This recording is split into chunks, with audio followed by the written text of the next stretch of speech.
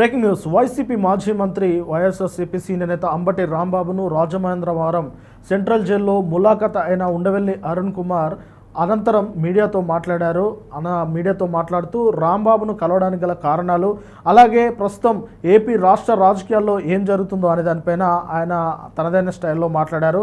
ముఖ్యంగా రాంబాబుతో ఉన్న స్నేహం గురించి ఆయన మాట్లాడారు.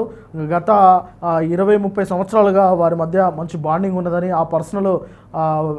ఆ వ్యక్తిగత పరిచయంతో ఆయనను కలవడానికి వచ్చానని చెప్పేసి ఆయన వ్యాఖ్యానించారు. అనంతరం ఏపీ రాష్ట్రంలో ఇప్పుడు కల్తీ నెయ్యి వ్యవహారం ఎంత హాట్ టాపిక్గా మారిందో దానిపై ఆయన స్పందించారు.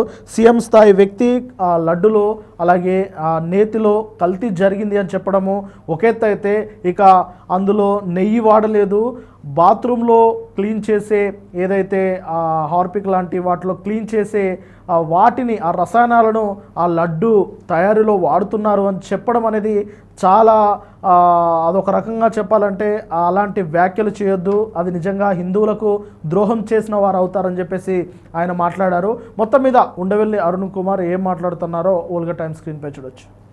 లేదని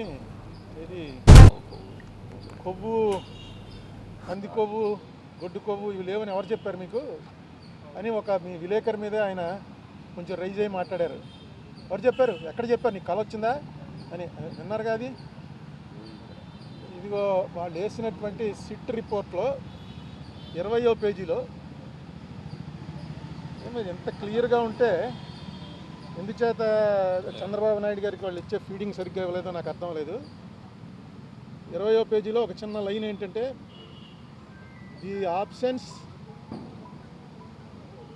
The absence of cholesterol in the samples also suggests that the chances for presence of tallow, lard and fish oil are very low. లేవు అని ఎప్పుడు ఎవరు వెరీ లో అంటే లేనట్టే లెక్క. The absence of cholesterol in the ghee samples అని క్లియర్గా వాళ్ళు వేసిందే, సిట్ ఆయన వేసిందే, సుప్రీంకోర్టు దాంట్లో వాళ్ళు క్లియర్గా ఇచ్చారు. అది వీళ్ళు రిలీఫ్ కింద ఫీల్ అవుతున్నారు. ఎందుకంటే వెంకటేశ్వర స్వామి లడ్డూలో ఆవు కొవ్వు, పంది కొవ్వు, చేప నూనె కలిపారు అన్నదే కొంచెం అది చాలామందికి వాంతులు వచ్చే పరిస్థితి అండి. ఎందుకంటే గొడ్డు మాంసం అనేది, మీలో చాలామంది మాంసాహారులు ఉంటారు, కానీ గొడ్డు మాంసం అని అనగానే అసలు ఆ ఐడియా డైజెస్ట్ అవ్వదు. నేను చూశాను చాలామందిని, వాళ్ళు హిందూస్ కూడా కాదు, క్రిస్టియన్స్లో ఫ్రెండ్స్ ఉన్నారు, వాళ్ళని కూడా చూశాను. ఎవడో మేము ఒక ఢిల్లీలోనో ఎక్కడ ఎవరో ఇంటికి వెళ్తే కాలాఘోష్ కాయగా క్యా అని అడిగాడు. కాలాఘోష్ అంటే అర్థం ఏంటరా అని నన్ను మావాడు అడిగాడు. అంటే కాలాఘోష్ అంటే గేదె మాంసం ఏంటుందిరా, కాలా అంటే గేదె కదా అని చెప్పి, ఘోష్ అంటే గొడ్డు మాంసం, కాలాఘోష్ అన్నాడు. అనేటప్పటికి గొడ్డు మాంసం పెట్టేశాడు అని వామిటింగ్ వచ్చింది వాడికి. ఇదేంటో ఎంత నాకేం రాలేదు నీకు వచ్చింది ఏంటంటే, గొడ్డు మాంసం ఎలా పెట్టేస్తాడు రాయుడు అంటే, వాడేమో లేదు తింటారా అని అడిగాను, ఇంతే తప్ప పెట్టలేదు అని. నాకు అది చూసి ఆశ్చర్యపోయింది. ఇది జరిగి ఎప్పుడో 40 ఏళ్ళు అయింది. అటువంటిది మాటికి ఇందులో గొడ్డు మాంసం కలిగింది, పంది కొవ్వు కలిసింది, చేప కొవ్వు కలిసిందని. వెంకటేశ్వర స్వామి కదా, వెంకటేశ్వర స్వామి అంటే మనకు ఎవరికి గుర్తుండదు. ఫస్ట్ ఎప్పుడు చూసామో ఇప్పుడు కూడా వెంకటేశ్వర స్వామికి ఉన్నటువంటిది ప్రపంచంలో నాకు ఎక్కడా ఉండదు. ఆ రష్ నేను చూసాను, నార్త్ ఇండియన్స్ వచ్చి చూసి ఏంటిది రోజు కుంభమేళ ఇక్కడని, అంత జనం, అంత వెంకటేశ్వర స్వామి అంటే దాంట్లో అన్నిసార్లు అనకూడదు. అసలు నిజంగా జరిపిన వాళ్ళని శిక్షించడానికి ప్రయారిటీ ఇవ్వాలి. కానీ దీంట్లో నిన్న ఇంకో మాట అన్నాడు ఆయన, నాకు ఆశ్చర్యం వేసింది. ఇది అవినీతి కాదుట, హిందూ మతాన్ని నాశనం చేయటం కోసం పన్నిన కుట్రట. హిందూ మతం నాశనం ఎవడని చేయగలడా దీన్ని? అది కుట్రండి. ఎవడో తప్పు చేసాడు వాడిని పట్టుకోవాలి. ఇక కెమికల్స్ అవి ఉన్నాయంటున్నారు, ఆ కెమికల్స్ కూడా ఆయన ఇచ్చిన కంపారిజన్, మనం టాయిలెట్స్లో వాడే యాసిడ్లన్నీ తీసుకొచ్చి ఇందులో కలిపారని ఏదో రకంగా ప్రజల్లో ఒక ఎవర్షన్ పుట్టించాలి. తిరుపతి లడ్డు అంటే అంత టేస్ట్గా తినే వాళ్ళకి ఆ లడ్డు చూడగానే ఇందులో ఏముందోరా బాబు అని అనిపించే భయం కలిగించాలని సీఎం లెవెల్ మనిషి అలా మాట్లాడటం కరెక్టే. నేను సీఎం గారి ఇంటికి వెళ్తే నాకు కప్పులో టీ ఇచ్చారు. ఆ కప్పు పట్టుకుని ఇది ఏంటనుకుంటున్నారు, ఈ మెటీరియల్ మనం టాయిలెట్స్లో కమోడ్లు వాడతామే, ఆ కమోడ్ మెటీరియల్ తోటి కప్పు తయారు చేసి కప్పులో ఇచ్చారు. నిజమే, అది కమోడ్తో పోల్చడం ఏంటి? పింగాణితో అనేక రకాలు తయారవుతాయి, కమోడ్తో పోలుస్తారా ఎవడన్నా? నాకు ఎందుకు చాలా ఆశ్చర్యం వేసింది. ఏంటి ఇదేంటి ఇలా మాట్లాడు? సీఎం గారు ఎప్పుడు అంత బ్యాలెన్స్ తప్పి మాట్లాడ్డారు. చాలా కాలం నుంచి ఆయన సీఎంగా చూస్తున్నాం కదా, ఎందుకు ఇలా మాట్లాడుతున్నాడు ఏంటి? ఎంత అందులో టాయిలెట్లు కడిగే వాటిని తీసుకొచ్చి కలిపారని. ఇది బ్లాస్ఫమీ అవుతుంది. బ్లాస్ఫమీ అంటే దైవద్రోహం. దయచేసి ఇలాంటి పనులు వద్దు. మీకు రాజకీయంగా ఖర్చు ఉంటే రాజకీయ ఖర్చు తీర్చుకోండి, కేసులు పెట్టండి, మీ చేతిలో పవర్ ఉంది. ఎవరైనా ఇదేంటి వెంకటేశ్వర స్వామి మీద వెంకటేశ్వర స్వామిని అనుకోవలో, ఎందుకంటే జగన్ క్రిస్టియన్ అనా? జగన్ క్రిస్టియన్ కాబట్టి క్రిస్టియన్స్ అందరూ కూడా వెంకటేశ్వర స్వామికి యాంటీ అయిపోయారా?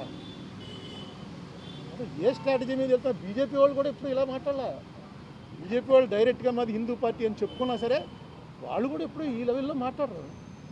మరి చంద్రబాబు నాయుడు గారు పునరాలోచించండి, ఇది కరెక్ట్ కాదు. మిగతా చాలా విషయాలు ఉన్నాయి, తర్వాత చెప్తాను. నాకు ఎప్పుడో 89లో ఆయన మొట్టమొదటిసారి శాసనసభ్యుడు అయినప్పుడు జక్కంపూడి రామ్మోహన్ రావు, రాంబాబు వీళ్ళంతా ఒక బ్యాచ్ ఉండేవారు. రామ్మోహన్ వల్ల నాకు కూడా వాళ్ళంతా చాలా దగ్గర అయ్యారు. అప్పటి నుంచి ఆ రిలేషన్ అలాగే మెయింటైన్ చేస్తున్నాం.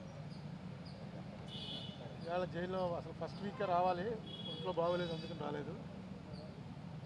ఇగో కొత్త కొత్త రూల్స్ అన్నీ మారుతున్నాయి కదా, చూస్తున్నాం అనమాట.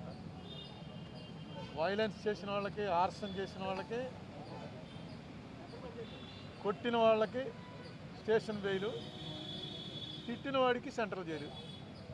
ఇది ఒక కొత్త పద్ధతి మారింది. అసలు తిట్టడం అనే దాని మీద కేసు పెట్టచ్చు, విచారణ జరపచ్చు, కానీ సెంట్రల్ జైల్లో వేయటం అనేది 30 చోట్ల నుంచి కంప్లైంట్లు పెట్టడం, ఒక కొత్త వరవడికి శ్రీకారం చుట్టారు చంద్రబాబు నాయుడు గారి ప్రభుత్వం.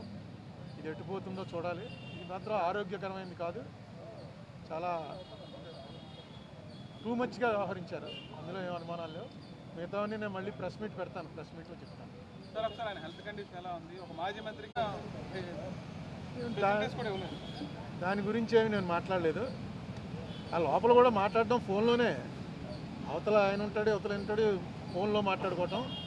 ఇంత పూర్వం నేను చాలాసార్లు సెంట్రల్ జైల్లో విజిటర్స్ని చూడడానికి వచ్చాను, నేను సెంట్రల్ జైల్లో రిమాండ్లో ఉన్నాను.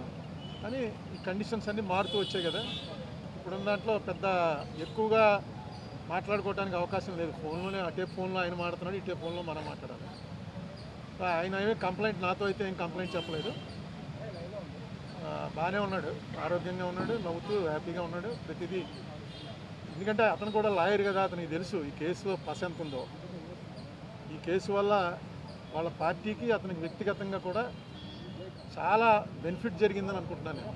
ఎందుకంటే కక్ష సాధింపు ధోరణితోటి చేసినటువంటి ప్రయత్నం అని క్లియర్గా అర్థమైపోతుంది. కనీసం అక్కడ ఇంటి మీద దాడి చేస్తుంటే 6 గంటల సేపు మనం అందరం చూసాం కదా. వాళ్ళని కనీసం ఏ మేజిస్ట్రేట్ ముందో ఆధారపరిచి చిన్న డ్రామా అన్నా చేయవలసింది. స్టేషన్ బెయిల్ ఇచ్చి పంపించారు ఆర్సన్ కేసులో. ఆర్సన్ కేసు అంటే ఇంటి మీదకి మంటలు వచ్చేలాగా పెట్రోల్ బాంబులు విసిరితే దాంట్లో స్టేషన్ బెయిల్ నేను ఎప్పుడు వినలేదు. అలాగే తిట్టాడన్న కేసులో తీసుకొచ్చి అప్పుడే 2 వారాలు అయిపోయినట్టుంది, తీసుకొచ్చి సెంట్రల్ జైల్లో పెట్టడం, ఇది టూ మచ్ అనమాట. ఇది ఫస్ట్ ఆఫ్ ఇట్స్ కైండ్ అనుకుంటున్నాను. ఏదైనా చూద్దాం ఎటు దారి తీస్తుందో. ఓకే.